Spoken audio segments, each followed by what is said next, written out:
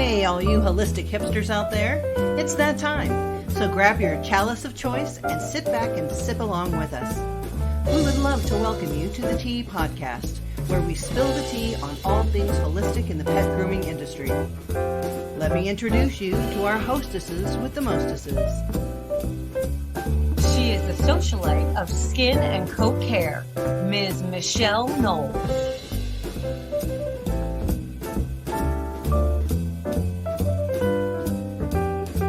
And the queen bee of all things oily, Ms. Melissa Conti-Dieter.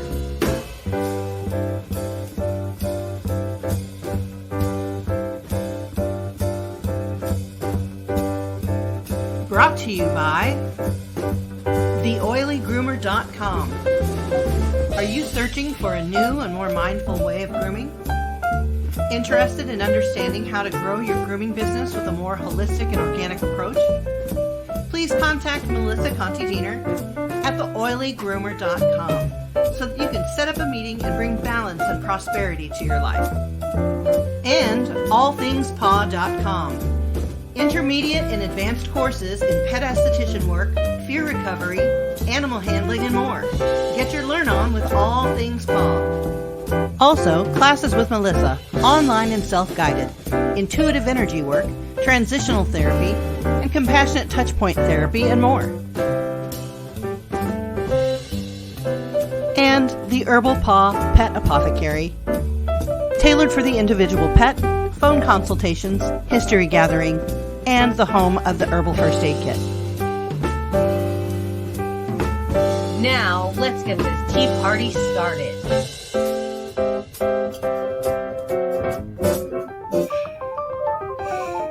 All right. Whew. What are you thinking? Hi! How are you doing today, Miss Melissa? I'm doing very well. How are you, Michelle? I'm doing pretty well. Yeah, things are really coming together. This is our pre-Christmas show.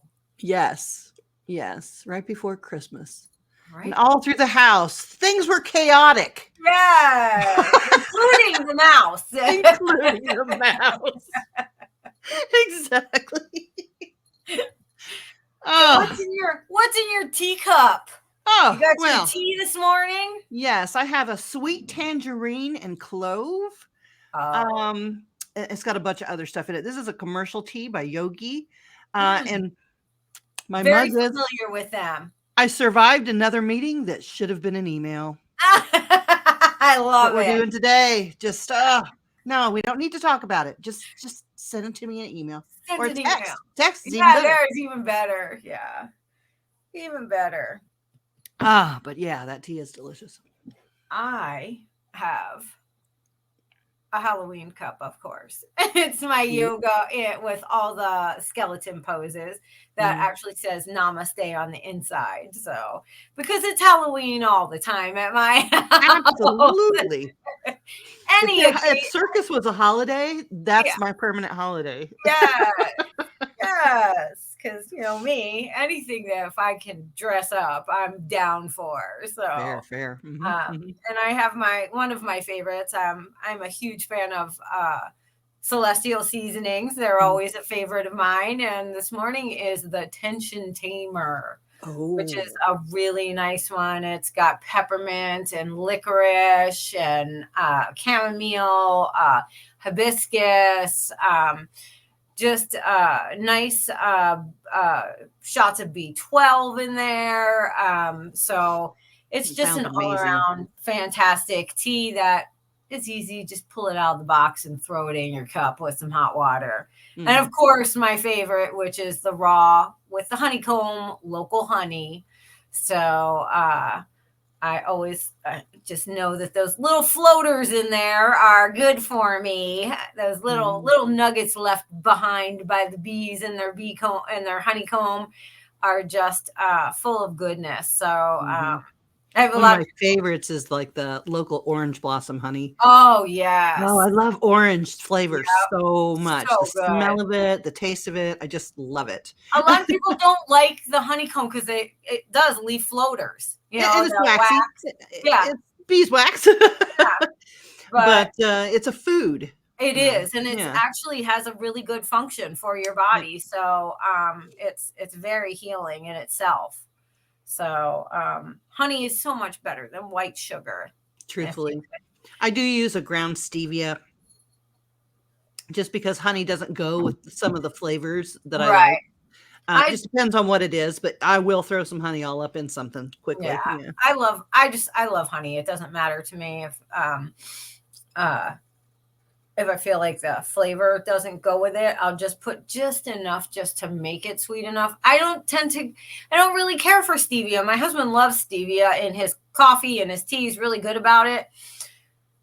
I think it has a bitter back taste to me. Mm-hmm. So, and everybody's palate's different. Absolutely. Yeah. So, but yeah, that's what's in my Halloween cup right before Christmas. Hey, Nightmare Before Christmas, right? That's right. Absolutely. So I bet you're wondering what our topic is. Yeah, what is our topic? Show us your skills on the banner. There you go. Those who deserve love least need it the most. Yes. So we're basically this is a tough time of year for so many people. Not only are we inundated with all the marketing and colors and buy and sale and anxious and stress and worry about what present we're going to get the mailman who doesn't even really know us. Amongst all that, sometimes our interpersonal relationships can fray as well because everybody is under pressure. For some reason, when we're all under pressure, we go inward instead of outward. And when we go inward, we're our own echo chamber. And sometimes we can lose sight of compassion for others because we're in such a stressful, dire situation. So this is one of my favorite sayings. It does come from the Bible. Those who deserve love least need it the most. When someone is hurting, when someone is lashing out, when someone is angry, sometimes unreasonably so, you're like, okay, where'd that come from? That person needs our care more than ever. I think that a lot of us have lost our village in these trying, technical, industrialized times, and we don't have a lot of people to turn to understand what we're going through. And sometimes we just need to spew our vomit of crises out toward the world just to get it out. And sometimes it just doesn't land where it should, I suppose. But that doesn't mean that person doesn't require our respect and our compassion and a little bit of love back. And it may not ever be returned. But know that you treated that person gently in their moment of crises. And I think that's one of the most compassionate things that we can do for everyone this crazy Christmas season. What do you think, Melissa? I just think that when I see that happen, and we've joked about this a lot, but it happens to me quite often where people will just, when I don't understand why, but it's not for me to understand. It's just a part of whatever I bring energetically, that it really strikes some people that they need to have that kind of negative upheaval. And I see it as when they open their mouth, and because I tend to see energy in colors and sometimes even in pictures. And so when they open their mouth and that stream comes out, I usually see it as like a dark, almost like a smoke that comes out of them that swirls around me. So I let that come out, let that swirl around me for a moment, and then I open my mouth. And when I open my mouth, I let white light come out, and it covers that smoke, and it dissipates all that. Right. And it just covers them. And so it's, to me, I just feel like that's my job, not to let someone speak ill to me or to be mean to me. But if it is really nothing that is going to affect or change my life in any real way, then I don't have to agree with you. I don't have to like, what you're saying. I don't have to do any of those things. But I feel like I do have to be kind to you. I do have to just show a kindness. I'm sorry you feel that way. I'm sorry Mhm. you are having a bad day. Or I'm sorry that you just find my white light very offensive and Mhm. you need to dim that to make yourself feel better. Well, But I think when somebody is in that crisis state, they can't see the forest for the trees. They no, can only see the pain. They yep, can't see through the bars that they've built around themselves. yep. That pain, and it should come out. It should come out. Sometimes it unfortunately comes out and spills onto people, who are left bewildered. But Yeah, I always say people that are hurt will bleed all over everyone else. mhm, um, because they have not healed that wound, whatever it is. mhm, And so I have to look at them as this is a wounded person. mhm, Somewhere in that mess of madness, there's a gaping wound that absolutely. these things are coming from. So it's not my job to heal that, but it is my job to just say, you are loved in all of Yeah. your frailties. Yeah, And instead of all personalizing it and internalizing it, when those things happen, your first trigger should be, okay, this person is hurting right now, instead of, right. oh my God, what did I do? You know Yes. what I mean? This saying, those who deserve love least need it the most, has literally got me through my 31-year marriage. Like every time. And you know what? I have been the recipient of that. I can be manic sometimes. I can say and be very emotionally distressed Yeah. at times. And then it's nice to have your friends around you and your husband who understands this message to say, okay, all right, you're here, and I'm going to need you down to a 3 instead of an Right. 11 million. Yeah.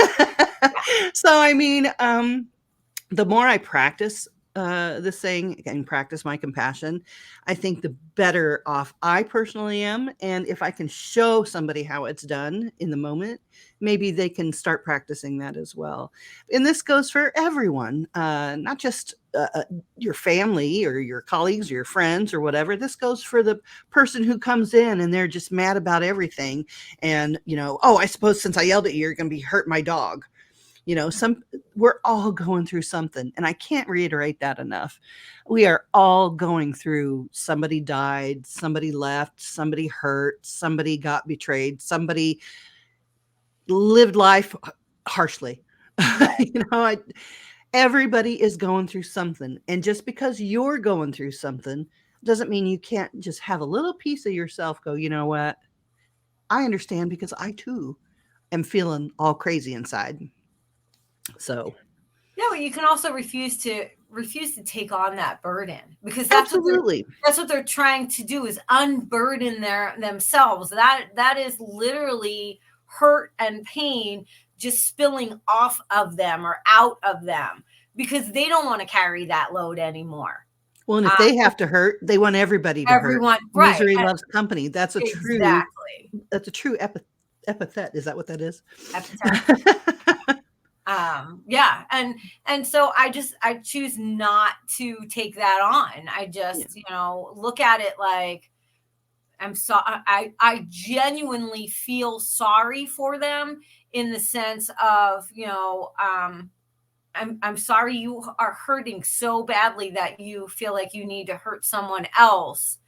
But I don't swallow that. I don't take that on. Mhm. And that's a hard thing to do, not Yeah. to take that on. And then you in turn let that person ruin your day. And then you in turn ruin two other people's day. And then Mhm. they just go on and And it on. spreads. Yeah, It it spreads like spreads. infection. Yeah, Yep. absolutely. You have to be the one to say, "Oh, okay," even if you are affected by it. Yeah, You have to have a definitely. meditative moment and say, "Okay, let's regroup here. Yeah, my water was a little hurt over Yep. that, but, guess what? I can repair myself and move on."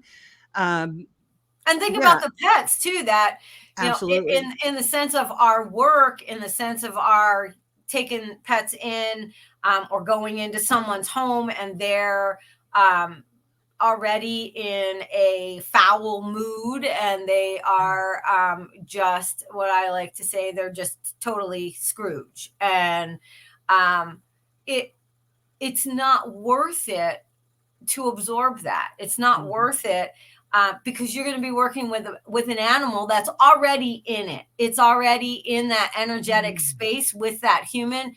Don't think that when they're driving to your shop or they're walking, from the house to the van or, whatever, that they're not already in that energetic space, and that pet is already in that space as well. Mm-hmm. Yeah. And so we see it a lot with the pets acting differently during the holidays. Why is this dog so, crazy today? Or why is he so scared? Sometimes you'll see them, they'll just be like, flinchy and well, think of all the things that go on during the holiday season. We're bringing out tubs of decorations, and people are coming and going, and things are, being erected in the house that the dog hasn't seen in a year. If it's an older dog, if it's a brand new dog. So many things are happening and changing that it upsets their homeostasis as well. It upsets the dog's water. Absolutely. And I love how you tied that back into our grooming dogs. Again, the same principle. If someone is having a hard day in your front room, if a dog is having a hard time on your table, those who deserve love least need it the most. So when they get mad, you get calm. Yes. Don't let them jack you up because they're asking you to help them calm down. It's the same with people. Yep. When they get all jacked up, they're desperately wanting to calm down. And they can't, so they need help to do so. So at the very least, you can stay calm through the crisis, stay calm through the yelling, stay calm through the angst. Meet that energy with correct. Meet it with love, meet it with compassion. And if you can't have love, you at least can have compassion. Yeah. Because sometimes it's hard. It's hard to be like, okay, I love you right now. But it's a muscle that you practice, and it gets stronger and stronger. Yeah. And I think that that's something that a lot of people struggle with, is the fact that, first of all, it's a hard thing because either that term is used flippantly, like I love you or whatever. However, people will say, bless you, or some people say, have a good day. Have a good day, or, those kind of things. A lot of times people it's a throwaway statement. But when you actually put intention into that statement, like, this person has done everything to push every single button on my button list, so, and to be able to calm yourself enough to just say, well, have a good day. Right. And just walk away from that and know this is not about me. Right. This is a hard time of year for everyone, but those that actually suffer from different disorders, dissociative disorders, social anxiety disorders, things that may not really come up very much, but once the holidays come up, creep up on everyone, these things it's like bringing out those tubs of Christmas decorations. Well, if you think about it, Christmas in and of itself, modern Christmas, is really a huge source of cognitive dissonance. Yes. Absolutely. Because here we are. Oh, we have good cheer. Look, I bought you a present, blah, blah. But what are the underlying feelings of that? Yes. You put it on your credit card. You're paying interest. You're going into debt. You're not starting your life off right. That person didn't even have that present coming, nor did they ask for it or want it. You know what I mean? The wrapping, the paper, the burden of garbage that we put on our society with all the parties and lights and it's overwhelming. So this is why so many people commit suicide around Christmas. Yeah. Because it's like living in an insane asylum where everybody's smiling and everything's bright and cheery, and then underlying is rotten and full of sickness and sadness and anger and injustice. And that's why this holiday is so difficult for so many people. Yeah, it is. And it's in the sense that it's, that's not really what, I don't really think the season of being, whether you're Judeo-Christian and you're actually celebrating Christmas, Mm-hmm. or you're pagan and you're celebrating Yule or winter solstice, they have they're sacred sisters. They are one in the flip side of each coin. And so the thing is that they talk about generosity, being generous of spirit, and to be generous to your fellow man. And that doesn't necessarily mean gifts in the sense that you are overextending yourself, that you are making yourself destitute in the new year because you were so generous to everyone and yourself. I mean, I definitely it resonates with me, those memes that are like, yeah, so I bought a bunch of Christmas presents. Sadly, they're all for me. Right. So I understand that, but we have to start to look at it in far less of a consumer way and far more of a connecting with your other human beings way, and our animal friends as well. So there are far better ways to be generous than just monetary or in a consumer-based way. Well, think about this. Think about how weird this is. This is so profound. So when we give a gift to someone, if we go out and buy a gift for someone, wrap it, give it to them, la la la, we all get a dopamine rush, right? But what we're really giving to them is our minutes, because we go out and use our life minutes to do labor for whatever that is, and then we get paid a unit, a monetary unit. So that monetary unit represents our life minutes. So how much better is it to just do a service for that person? Yeah. Find out what they really need. Do they need help with their electric bill? Do they need warm food and soup delivered to them? Do they need you to knit them some slippers because their feet are cold and they don't have enough money? Like, I got a lot of old people around me, you know what I mean, that are just on their little pensions and stuff trying to get by. They don't have any children, or whatever. You can do a ton of stuff. Shovel their sidewalk, get them a sweater. If you see a old lady, going to the little market where, those little wheeled things, if hers is all broken, get her another one. That is truly giving. That is being kind and gracious to your neighbor.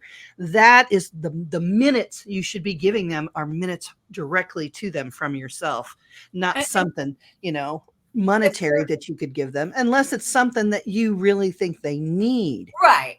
We've gotten so off the handle about, everybody needs a present, no matter what it is. And, I want that pretty thing. And I want the PS5 and I want. Yeah. That old song, what the world needs now is love, sweet love, How about want to be together? How about want to spend time with one another? Right. And that's what I was going to say. If you are not a people person, there are solitary humans that prefer to be more of a, I hate to use the word antisocial, but not in big social events or do a lot of social activities, but they resonate again with the animals. Then take that time and volunteer. Go down and just sit and pet. And if they don't like being around anybody, send them a DoorDash gift certificate so they could have a meal inside their house. They don't have to come out. There's a ton of different ideas that you could use. Lots of different things, but it's about giving something from yourself. Yeah. And I think that is the hardest thing when people who really are Scrooge, who really are. That's why we love those. We love those characters so much. We love Ebenezer Scrooge. We love to hate him. We love the Grinch because we love to hate him. Well, we feel like that a little bit ourselves. We're like, I can really relate to him. Yeah.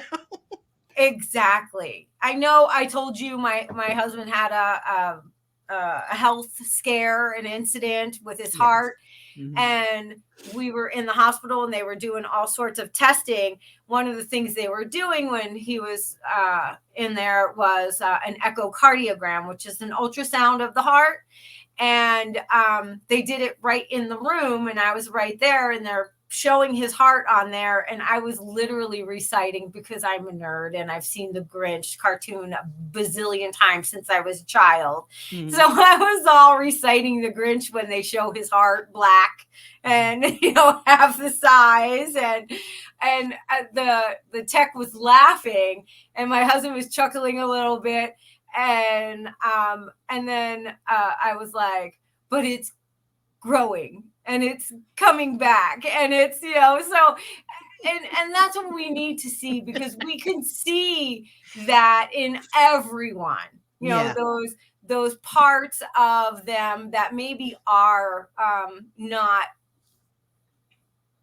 unjagged, unbroken is the best, because we're all broken. And so the only thing we can do is to try to get that love and acceptance from others that see our brokenness and accept us despite of it. Right. I prefer the word tempered. Tempered? Okay. Now at this broken, stage of girl. my life, I'm tempered like a samurai sword, girl. I'm That busted up. I'm still crazy, but I'm tempered.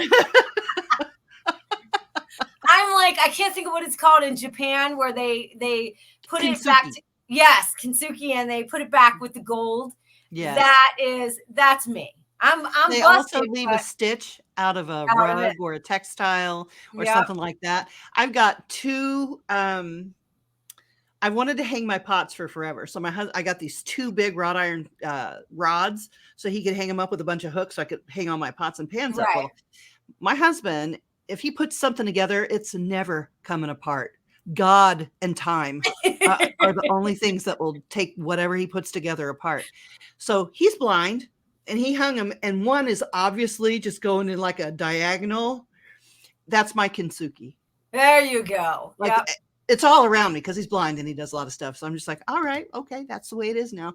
And my husband is not blind, but but I love him to death. And I look at things and I go, babe, did you use the level for that? And I'll be like, well, I kind of eyeballed it. And I'm like, were you standing on one leg? No, it's even better when he goes, yeah, I used the level on it. Yeah. So, well, he kept saying, well, look at it. Is it level? And I'm like, it's fine. It's good. It's whatever. I just want to hang my pots up. I'm in a time in my life, I just don't care about those. Everything doesn't have to be perfect. Yeah. Everything doesn't have to be all spick and span and perfect and in its place and blah, blah. No, I love that. I would love that. That's a big part of what causes so much anxiety, especially in the holidays. Is needing that perfection. Yes. Like everybody wants that. Not everyone, but a lot of people obsess over the perfect holiday. And we're so inundated with the thing that we're so soaked in perfection. You're not good enough. You're not good enough. You're not good enough. Make it perfect. Make it perfect. And it's like, you know what? Perfect is however it is to me now. It's perfect. My crooked pot hanger is perfect. It's perfect. Because you know why? Somebody that loves me a lot put that up. And now I can hang my pots up and I don't care. And anybody that comes over and says, oh, your rod's really crooked. I'm like, you need to go to your house. Yeah. Y'all can go home. You go back to your house where all your rods are all perfect and whatever. You're in my house now. And you know what? We have flavor and texture and things are crooked here. So we have interesting ways of hanging our pots. So well, it's just to bring it full circle right back around to grooming. How many of you out there have had the dreaded, client that's like, but we need him fuzzy for Christmas pictures. You can't shave him. It's going to mess up our perfect Christmas photos and blah, blah, blah. And it's like, well, this doesn't happen overnight.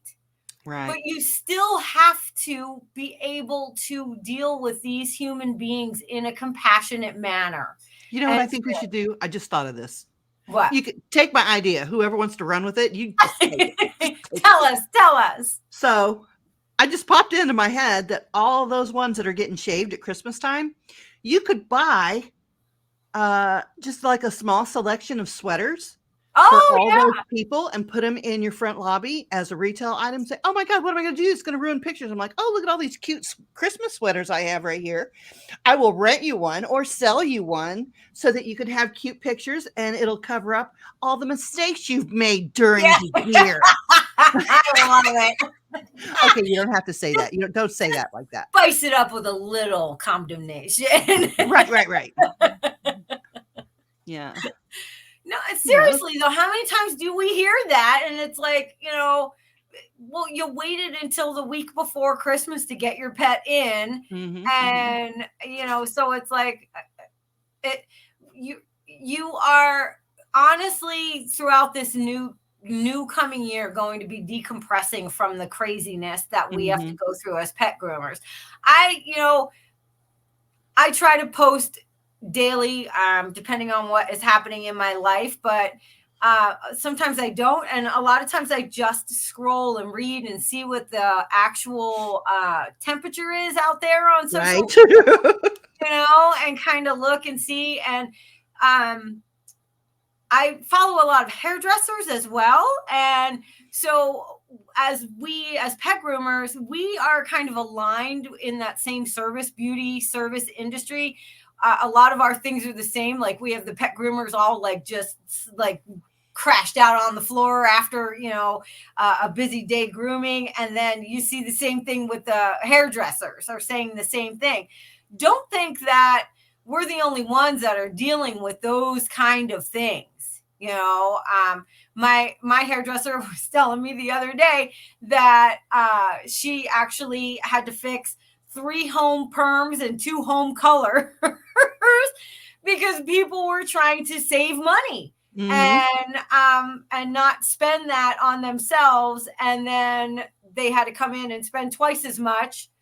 And she's like, and we don't have the option of shaving their head. She's like, right. It's like pixie cuts for everyone. Okay. When we were talking about it, she was like, and I can't say, well, we could just shave your head and stick it all over. I wish she would though. Oh, we're gonna have to start over. Sorry. Yeah, and then she can have a small selection of wigs in her front. But I never thought of it that way until I was talking to her, and then she was like, "Well, at least you guys could just shave it off and be like, sorry." Your dog's gonna be bald for a little bit. Slap a sweater on. Oh my God, that's awesome. She should. I would go there. I would go there just to see it.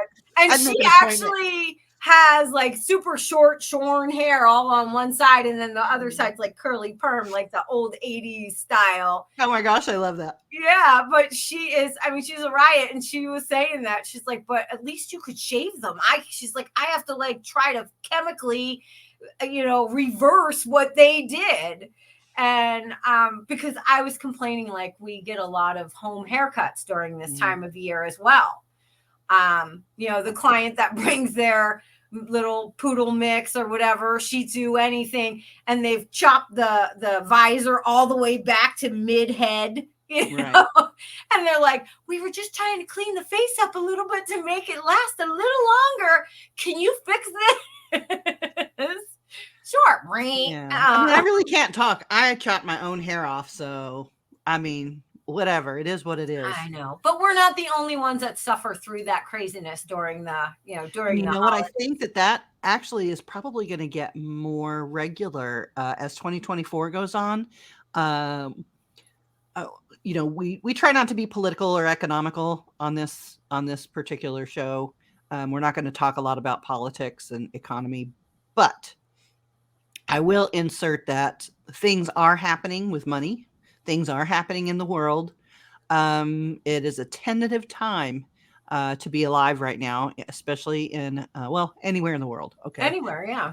But for us, America, because that's where I live. So, but a lot of people. And then with the little dog virus that's going on, people are just really hesitant. So we have to be very judicious and very on top of not only the cleanliness in our salon, but how we treat the people that come in.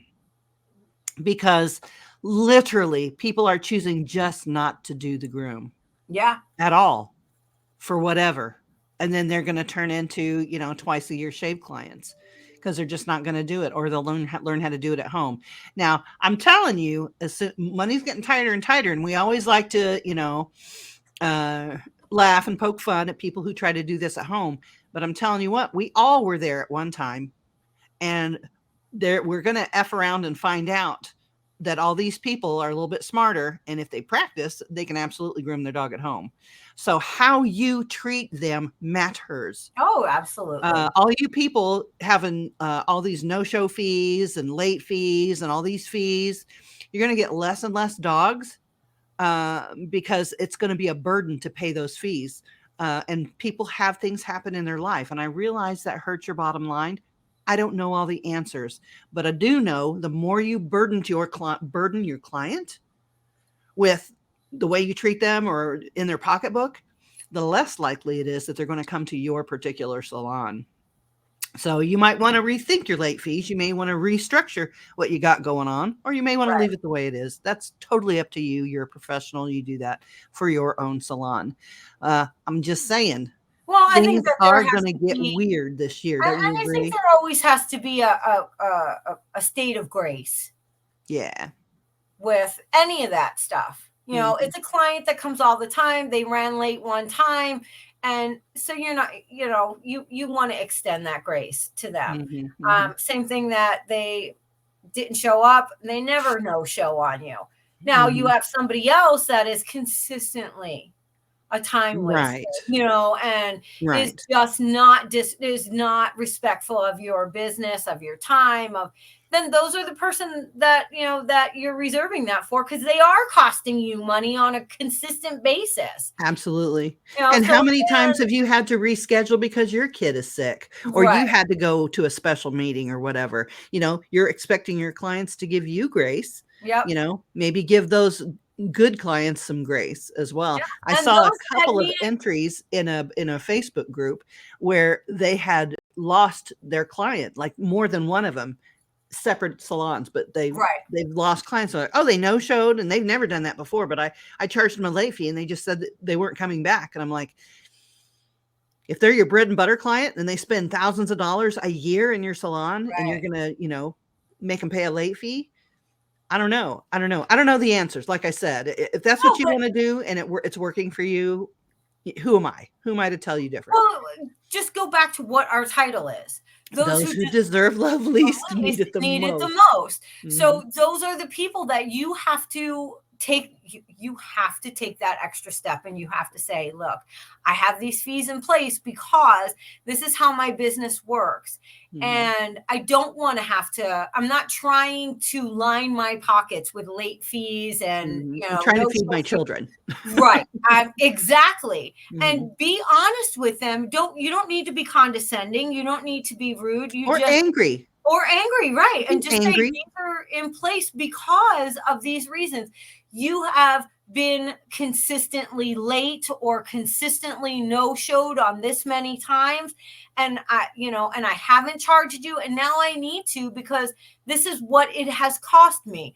Right. Now the ball is in their court. Mm-hmm. And if they want to go somewhere else, then they can go somewhere else. But that's fair. At least you have explained the boundary to them and the reasoning behind it. And not that I'm just a total complete biatch and I want to just charge everybody up the wazoo. Mm-hmm. And I'm over here like, Ebenezer Scrooge counting on my pennies. Mm-hmm. No, I'm counting on my pennies. Scrooge McDuck. Yeah. He used to go bathe in his money. Right. So have that little bit of grace and talk to them human to human.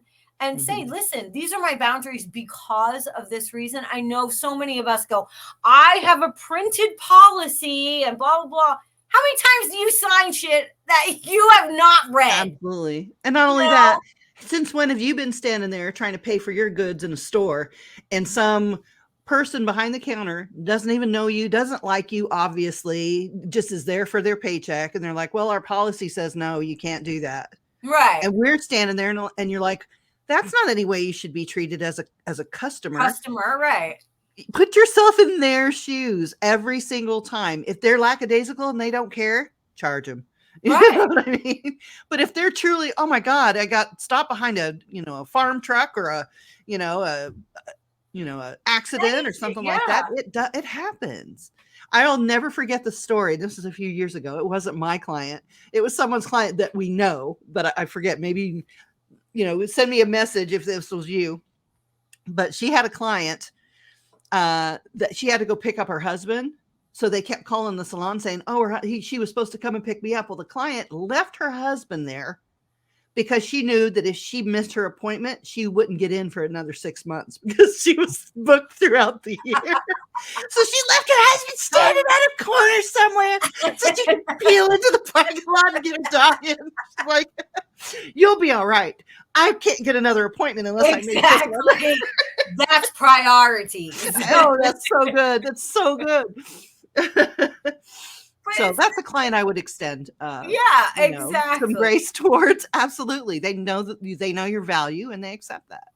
And think about the people that you work with. If you work in a salon environment, or if you work in a veterinary clinic and you're the groomer, or, you work somewhere where, a training facility or boarding facility, and you work with other people, and the tone usually gets a little heavy around the holidays. Everybody is burdened usually either by financial or family issues or whatever. Mm-hmm. And even if they carry those burdens throughout the year, it's usually exacerbated, or more light is kind of shown on it through the holidays.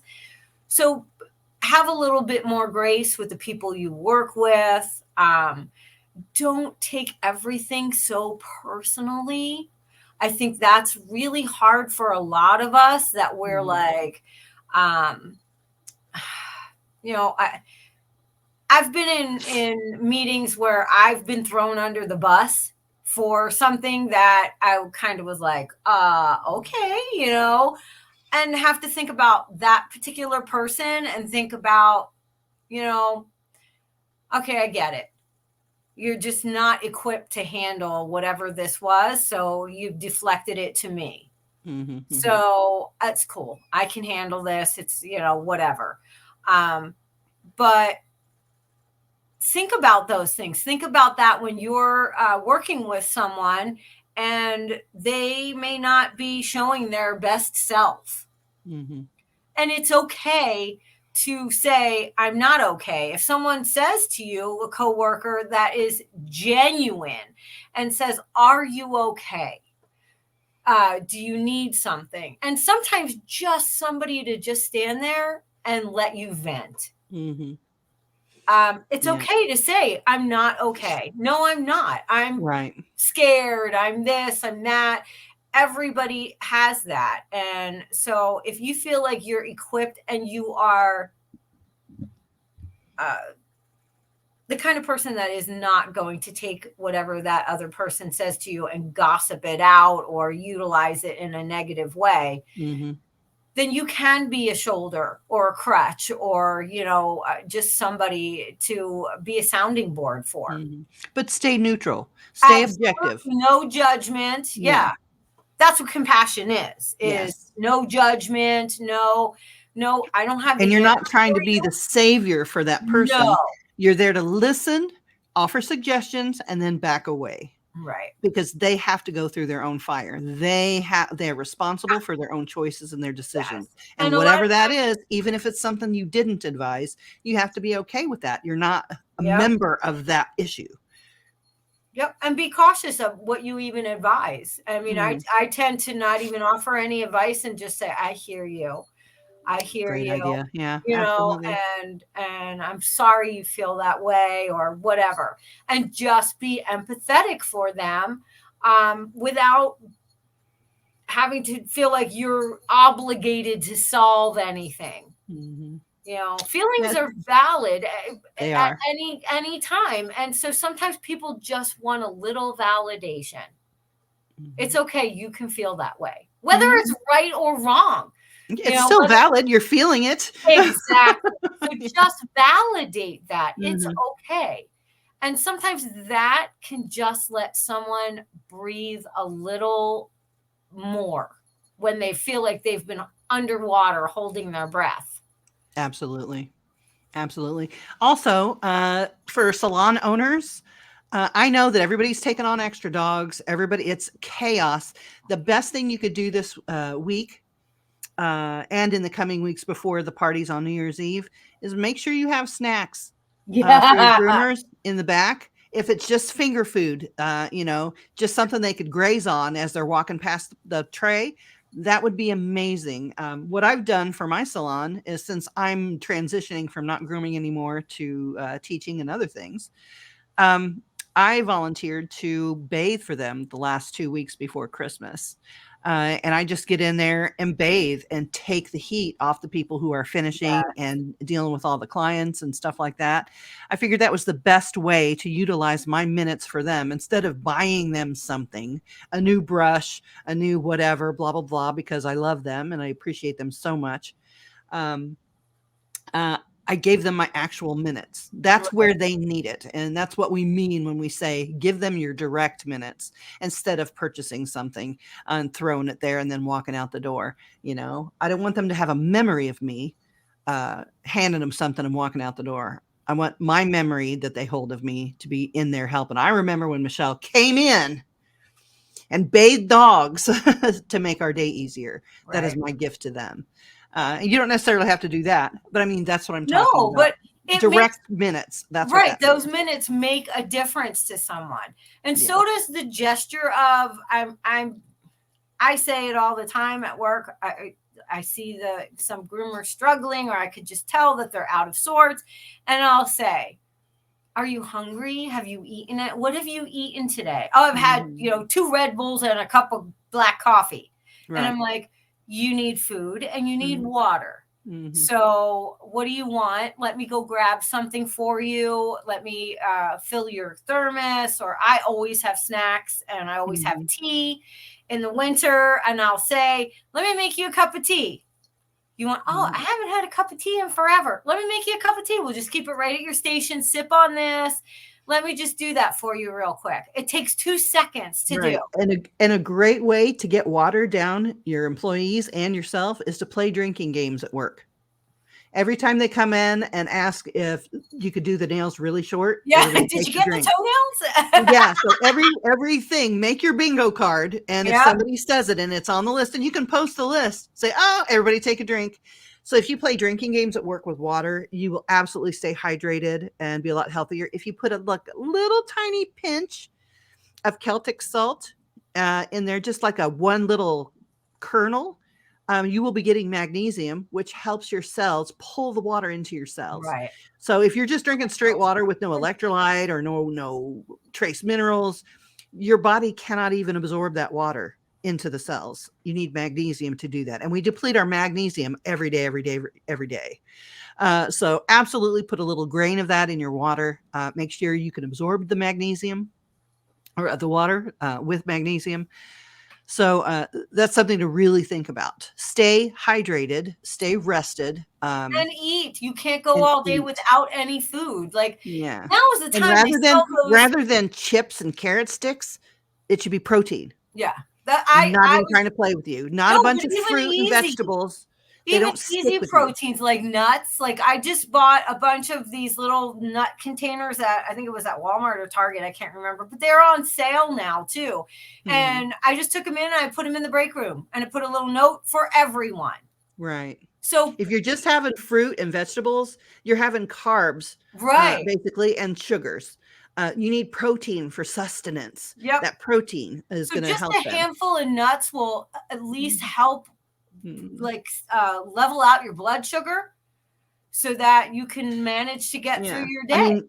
Lunch meat, jerky, chicken tenders, chicken nuggets, something like that they can supplement the vegetables or whatever. But you have to have that protein. It's going to stick to you a lot better. Your body's going to need that energy going through. If you're vegan, some type of vegetable with a protein or a plant protein is going to be the best thing for you.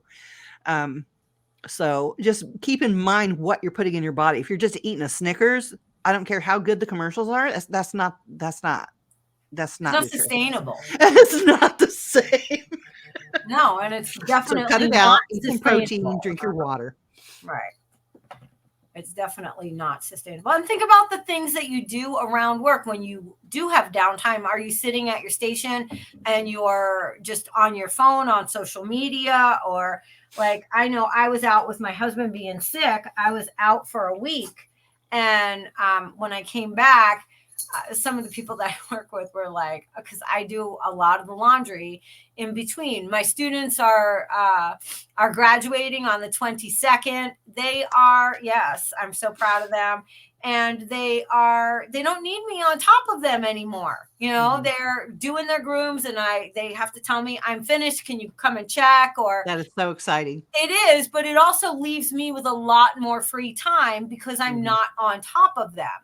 And so I do the laundry, I fold the towels, I will go and clean up the bathing room and fill shampoo bottles and just go wipe down the tables in our drying rooms. And because the groomers are busy and they have to find those little moments of time to clean up after themselves. So if I have that free time, I'm a groomer. I completely understand how important it is when you reach up for the towel and you're like, oh crap. Nobody's had time. Nobody's had time to, do the laundry, or, you go to grab a shampoo and it's not mixed or it's not put together or any of the things. So, or you go in a room and there's hair all over the table because that customer was late and now that groomer's running behind. And so, yeah, I do. I follow people around and clean and I do my work. It makes my heart happy because I feel like I am serving a greater purpose. Am I making any more money? Is it adding anything to my pocketbook? No. But is it adding to what I feel like my heart?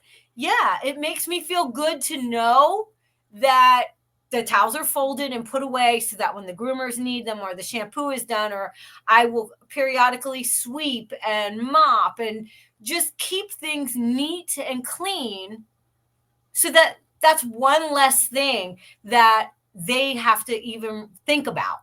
Right. And then their focus is on that animal that they're working with. So, when you have things like bathers in the salon, I mean, my God, that is a godsend when they can do those kind of things. But if you don't and you have downtime, simple cleaning things help so much to just keep the general flow going. And I know some people have said, I don't know why you do it. So-and-so never does it. Or I don't know why you cleaned up after blah, blah, blah. They would never clean up after you.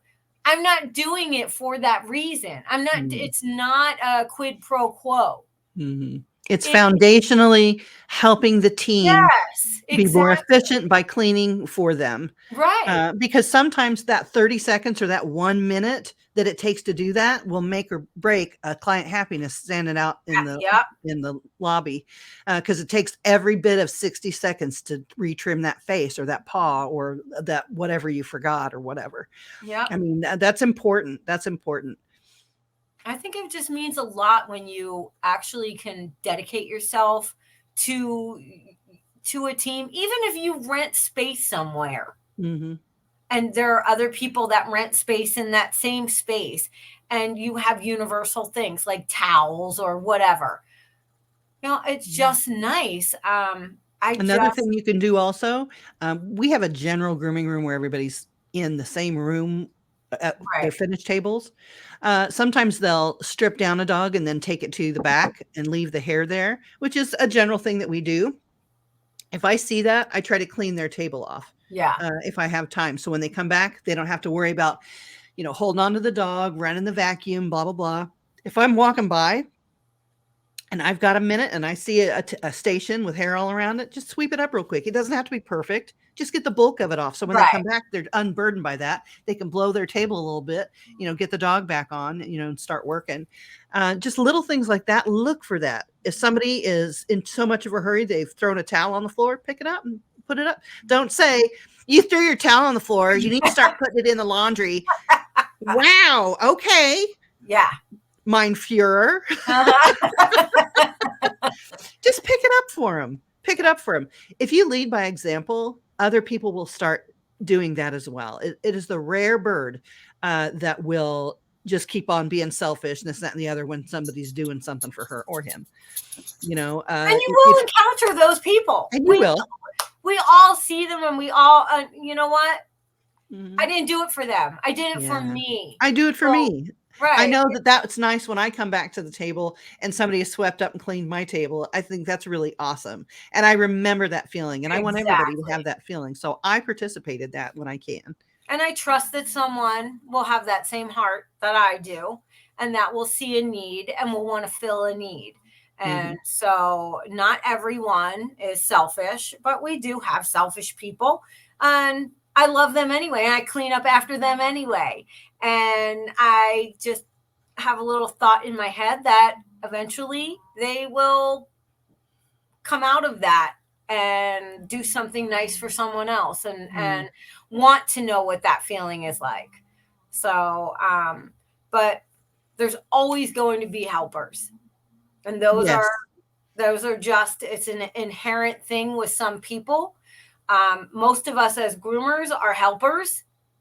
We see a need. We want to take care of it. We're caretakers, a lot of us.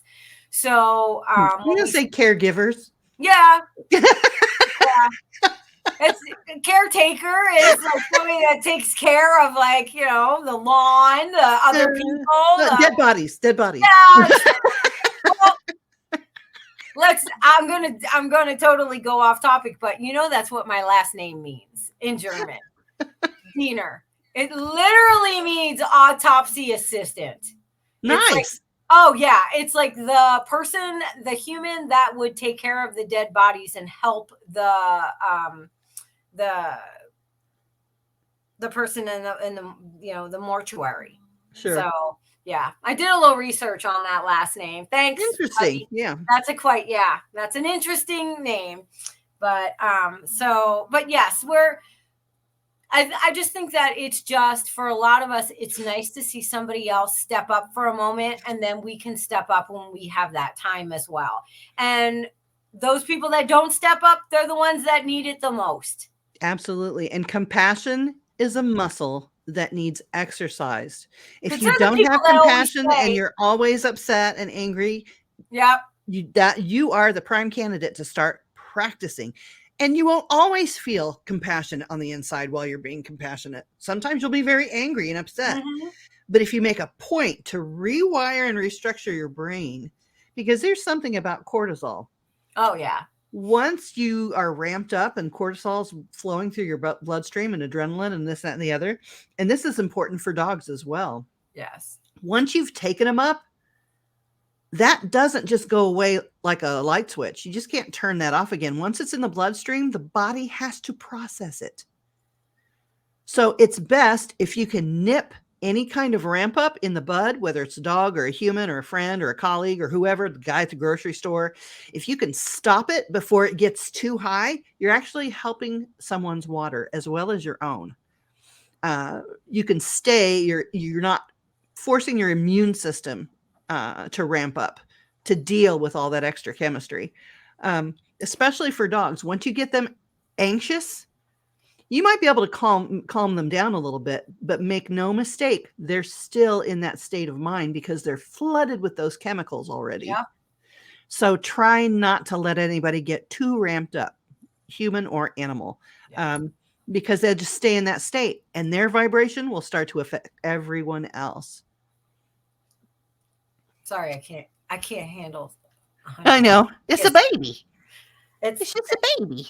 It's a lot, especially during the holidays, but it's just a lot anyway.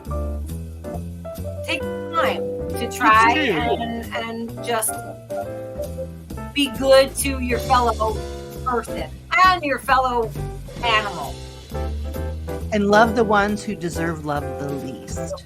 Yeah. Because we're all in the same boat. We are all on the same ship, headed to points unknown. And the only way we're going to get through it is by loving each other through it. Absolutely. Stay human, be kind, love your dogs, Yes. and may your next sip be just as lovely and delicious as your last. I'll see you next time.